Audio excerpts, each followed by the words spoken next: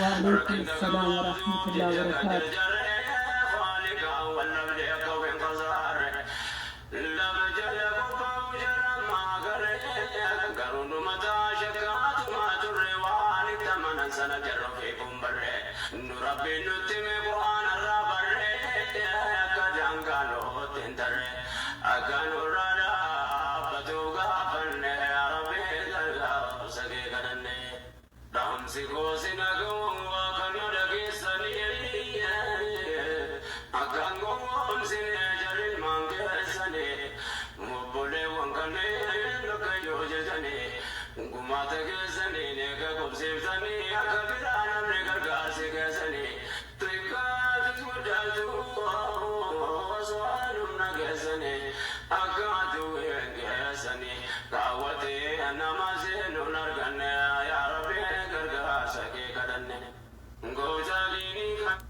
هيا السلام عليكم ورحمة الله وبركاته.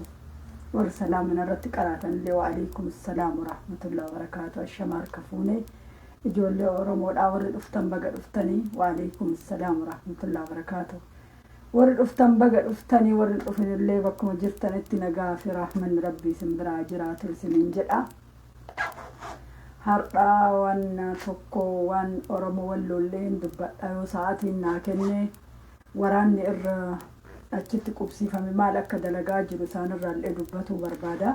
yoo warri kiyyan wahamni baatanii dura har'a wanti irraa dubbatu barbaadu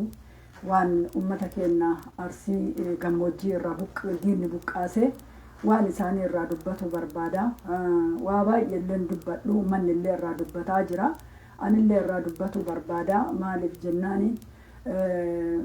ummanni keenya nu malee nama biraan qabu manni keenya ka buqqee dararaa keessa jiru ka miidhamaa jiru raasatti isaan illee nu bira duratti illee biraan hafne gaafa isaan rakkoo gammoojjii keessatti illee dararaman wajjumaan rakkataa turre wajjumaan dhaabbataa turre har'a illee isaan illee nu malee waan biraa hin qabani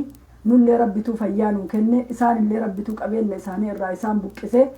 isaan bira dhaabbannee ummata keenya ka kufee ummata keenya bakka maleetti rakkatee akka maleetti jiru kana haa gargaarru ijoollee Oromoodha. warri dandame bira dhaabbadha keessaanuu nu warri sikkoo mandoo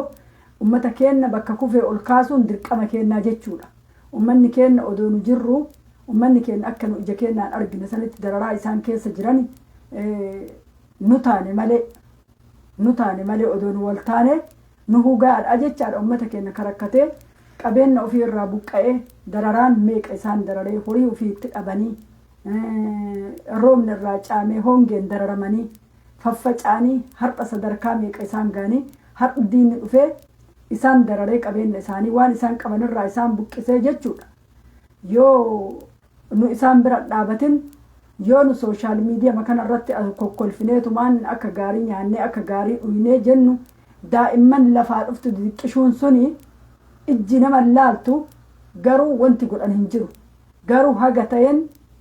ummata kana bira dhaabbannee ummata kana bakka itti godhuun dirqama keenya. ummanni Oromoo guutuunu ummata kana bira dhaabbatuu qabaata. ummanni kun Oromoo yeroo maraa'ima buqqaa ummanni Oromoo gurmuu walii ta'eet wal utubee wal bira dhaabbateet ummata kanatti bakka godhaa jechuudha. nu garuyyuu maalirra jirraa jennee of gaafatuu qabaanna. duraan dursinee Oromoo biraayyuu ittiin eegin yoo nu sochoone yoo nu ummata kana gargaarsa goone yoo ummata kana bakka kufee nu kaafne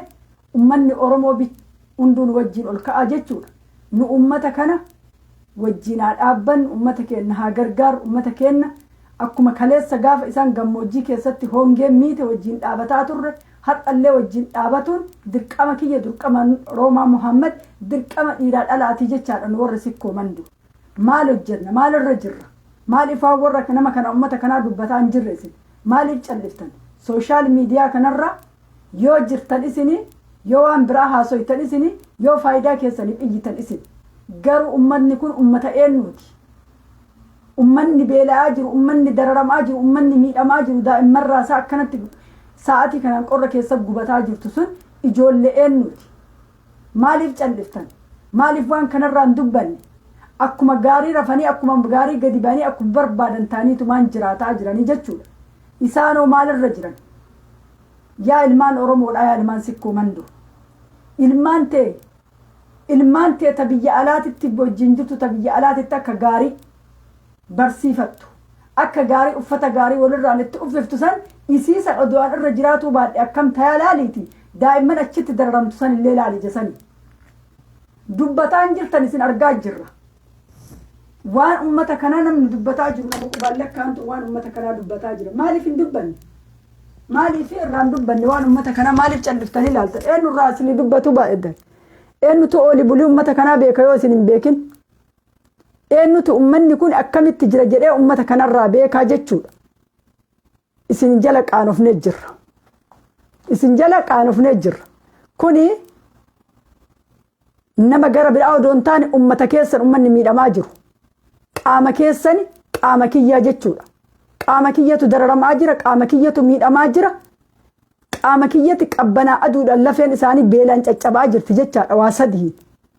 ilmaan teelaali imlaan sallaali oromoon maaliif oromoo itti dubbisa maal hojjettan isin warra sikkoo mandoo isinummaa maaluma hojjettan jedhee baran dalagaan teessan maalirra jirtan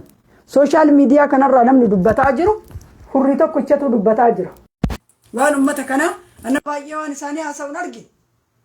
hurriin tokkichi kontiraatan fuune ummata kana kontiraata namni tokkichi hin fuune ummanni kun ummata keessanii gabbayaati gargaara waan qabdaniin godhaafi ummata kana namni dhumatu har'a namni kun ummanni kun beelarraa dhumataa jira miti isinitti kolfan namni isinitti kolfa gurri harreefoo maangoon irra sikkoo mandoo gurri akkanatti bar wal bira dhaabatuu diddaniit akkanatti kufaa keessan bakka kufee kaasuu diddaniit akkanatti nama keessanii gurmuu ta'uu diddaniit kabiraa achi keessaan nu argatee achi keessaan nu haleelaa jechuudha laala ummata waan dalagaa jiru laala fakkeenna ijoollee namaa irraa fudhadhaa fakkeenna ijoollee wallagga ka waraanni faannoof waraanni bilxiginnaa fixe ummata mana irratti guban akkamitti ijoollee wallaggaa waraana wajjin dhaabbattee waraana sanuu nama waraanni fixe waraana wajjin dhaabbattee ummata ofii bakka kufte kaati waraana ibidda waraanaa keessatti jechuudha isin naannoo keenya kan lolli hin jirre naannoo keenya keessatti kan dhukaasni jiraatee namni keenya dhumataa hin jirre nama hoongeen tun itti buute akkamitti bakka kufee kaasuu dadhabdan isin ani bar isin jala qaanaa silaa yoo nu dubbannu nu arrabsitanii gara dubbannu hin dhabne calqinneetu maallaa ni kaanutti hidhattanii yoo nu hafuursin koomentiin keessaan waan isin galchineef nama arrabsitan dhuftanii garrummaan gabbaanee ummata kanaaf dubbannu hin dhabne akkuma nama salphatee akkuma dubartii arrabuma keessan ifannee akkuma dubartii haadhaaf abbaa irratti ulfoofteeti shamara haadhaaf abbaa irratti ulfoofteeti saalfanneetumaan macadhif irrallee dubbatuu wallaalle roomaa jechuun akkuma oromoo walloo bira dhaabbadhutti ummata keenya ka arsii gammoojjii keessatti dararamellee gaafadhaa warra na beeku ijoollee mallaqa narraa guurtu gaafadhaa narraa fuut akkasuma bira dhaabbadhe isaanillee akkasumatti bira dhaabbadhee gargaara garuu eenyummaa namaa odoon beeyne nama arrabsitan nama jala deemtanii eenyummaa namaa odoon beeyne barruudhaan nama jala deemtanii nama arrabsitanii waan namni hin qabne nama arrabsitanii waan namni hin qabne keessaaf duubaan nama daraartanii namni gara dubbatuu hin dhabe rabbi jazaa isin haa kaffalu ani roomaan ummata kiyya oromoo bakka fedhetti rakkate keessattuu ummata keenya ummata gammoojjii baaleetiif haga isaan bira dhaabbadhu oromoo kutaa biraa haga bira dhaabbadhu anatu beeka haga isaan gargaaru warra kiyya keessa kiyya beekutu na beekan warra mallaqan itti kennutu na beekan akkamitti akka ummata nama darakkate bira dhaabbadhu bakka hoonu dubbannu nu arrabsu yoo nu dubbannu barru nu arrabsu yoo nu arrabsitan lafee keenya cabsitanii nu arrabsu hay odoon fuuraa keenya akkanatti ofirraa gadi xururree ummata keenya rakkate bira dhaabbannu namni haga keessan lafee kee caccabsee bakka maraan na arrabsen jiru ijoolleen kutaa baale hundallee odoon ta'in tokkoon keessan dharaa dhiiraa dhalaadhaan haga ani ijoollee kutaa baaleettu na beeka haga ummata oromoo kutaa baalee gargaaru haga ummata keenya wajjin dhaabbadhu warra gurguddaa warra hiqaamaa qabutu ka mallaqa kiyyanarraa fuudhee dabarsuu na beeka isin eenyummaa kiyyanan beeytan galata namaatillee hin beeytan arraba bichaadha wanti isin beeytanii wanti nu arrabsitanii arrabni keessan homaa nu godhu garuu arrabaan nu miidhuu kana nurraa dhaabbadha nu isinii fi miti ummata keenya bira ka dhaabban nu isinii fi miti ummata keenya bishaan faana keenya jalatti qicataa bishaan qabbanaa faana keenya jalatti qicataa dhaabannee dararamneet ummata keenya ka rakkate bira dhaabbannan garuu isin alaakee fi keessan dhuftanii jechaa dhiiraa dhalaan namni akka keessan lafee kiyya caccabseen arrabsen jiruan namni akka keessan arrabsan jiru nan arrabsitu ijoolleen kutaa biraa namni arrabaan namiidha namni zulmiidhaan namiidha isin dhiiraa dhalaadhaan engadda eenyu Ahmadiin irratti ol baatee nadhittiin takka dullattiin achitti mul'uj gooteen arrabsite waa isin beeku waa nan beektu ani nama rakkateef dhaabbadhe malee nama na argaafillee sooshaal miidiyaa kanarratti dubbatu miti eenyullee na beeka isin nama arrabsitan isin maalinnatii beekeen kanan beekne na arrabsitan warri immoo maalinnatii kenna na beeku ijoolleen kutaa baalee warri qaamaa qabu maalinnatii kiyya kana beeku na kabaja du'aayi naa godhu akka nuti uummata kana wajjin dhaabbadhu yoon argu garuu akka barbaadanii baatanii nu arrabsuullee hin dandeetta dhaabbadhaati uf laalaa nu oo isii arrabsine yoo isitti quba qabne nu maan nuun jedhanii jedhaatii nu arrabsa ani Oromoo bakka tokko yoo rakkadhe yoo gargaare yoo waan kiyya waan qabu hin qaba waan jedhu tokko qabeenya kiyya qabu tokko itti gurguree gargaare homaa naman galchi wanna arrabsitaniif illee jiru narraa dhaabbadha dararaa arrabaati warri namatti deemtan narraa dhaabbadha homaallee nama na jala yaatanii hinaaffaaf na jala yaatanii qixxoofsan ijoolleen Arsii hinaaffaaf dheengadda gaafa mucaa silaa dubbatu illee barbaanne waan mucaa sanii godhe afaan kiyyaan dubbatuun barbaadu amaani mucaa kenna ka Kaayiroo keessatti daa'imman wajjin rakkatu kaati warraa jalaa dhukkubsattu kan gaafa ani baasee maxxanse takkittiin Arsii galatoominaan hin jenne na arrabsiti malee risiitii isin fattanuufi risiitii an baasee ijoollee isaatiif isa wajjin ani maxxanse sooshaal miidiyaa kanarratti nama jimmaa wayii tokkichatu dhufee garaa keessaan du'aayi naa godhe isin galatoomii warra namaan jedheen beeyi isin warra galata namaan galche nama galata namaa galchu maaliif ani yeroo mara nama galata ijoollee walloo hunda wali qaban gargaaru yookaan bakkuma lolli tokko itti deemu wajjin dhaabbadhaan yeroo mara ka dhaabbadhu garuu ijoolleen kutaa wanni jedhame guutuun isaanii galata kiyya galfataa aalimni du'aayi naa godha biyyarraa bilbilanii galata kiyya galfata garuu isin arraba wanti isin nama kabajjaniin arrabni keessan lafee kenna nu caccabsee jira arrabni keessan nu miidhee jira nurraa dhaabbadha wanti nu arrabsitaniif illee jiru waa kadhaa isinitti dhaynu yoo rakkataa kenna gargaarre malee waa isinin kadhan wanti isin nu arrabsitaniif wannummaan isin nurratti rakkattanii nu arrabsitan maali wanti isin rakkattanii nu arrabsitan anaga ummanni kiyya beela'ee rakkatee buqqa'ee diinni buqqiseetiin galee faffaca'eetiin cadhisee taa'ee ilaalu kan arraba keessan ifadhe arraba keessan kalafee waan dubartii sila aadaa dubartiin qabdu namaan hin jenne jettanii nama arrabsitanii bar waan namaan hin jenne jettanii nama arrabsitan isintu namarratti duula takkittiin ijoolleen kutaa biraan nan arrabsitu ogeessin arrabsita lafaa kaatanii wayiin isin hin ga'u nan beeytan isin hin beeku sooshaal miidiyaa kanarratti isin baradhe arsoomatu walitti nu fide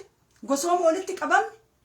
wanni isin nama arrabsitaniif takka waan aga xurii xaafii ofirraan qabdu Roomaa Muhammad jechuun kana beekaati mataa keessanitti hima ijoolleen kutaa baalee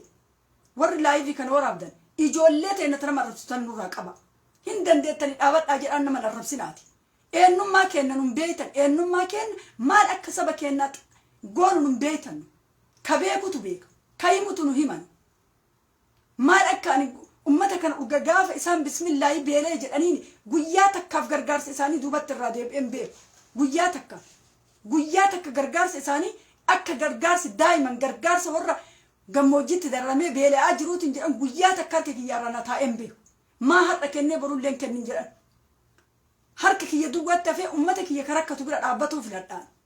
rabbiin duniyaa xaaradhu keessa barakaan akaa yoo rakkataa kiyya rakkoo obaas yoo beelaa kiyya bishaan obaas rabbiin immoo bakka sannaa buusee fayyaa kiyya narratti ittisaa jechuudha rakkadheellee nama kadhadheen beeku rakkoo nama baasaa ture malee isin arrabaan nu darartanii jirtan rabbii isin uume yoo ka sodaattan taate yoo rabbitti ka amantan taate yoo islaamummaa walitti qabaan yoo oromummaa walitti qabaan yoo gosummaa walitti qabaan isin nurraa dhaabbadha isin waan isin hin galchineef nama arrabsita isin waan isin galchineef nama miitan waan isin galchine oromummaan hin jirtu waan isin nama arrabsitaniif oromummaan tokkummaan kijiba hin jirtu kalaan faadi yoo rabbiin isin uume sodaattan nurraa dhaabbadha an arrabsina waaga ani ummata gammoojjii baalee wajjin miidhame anaa fi warra naannoo kiyya jirutu beeka dhaabbadha an arrabsinaati dhaabbadha maalinnatii namaan beeytu dulloonni fuulli qoncoorta ofiiyyuu as baatee dubbatteen beeyne nama arrabsiti wanni nama iffibii namaa irra deemtee nama arrabsiti olii gadi wanni isin galche illee jiru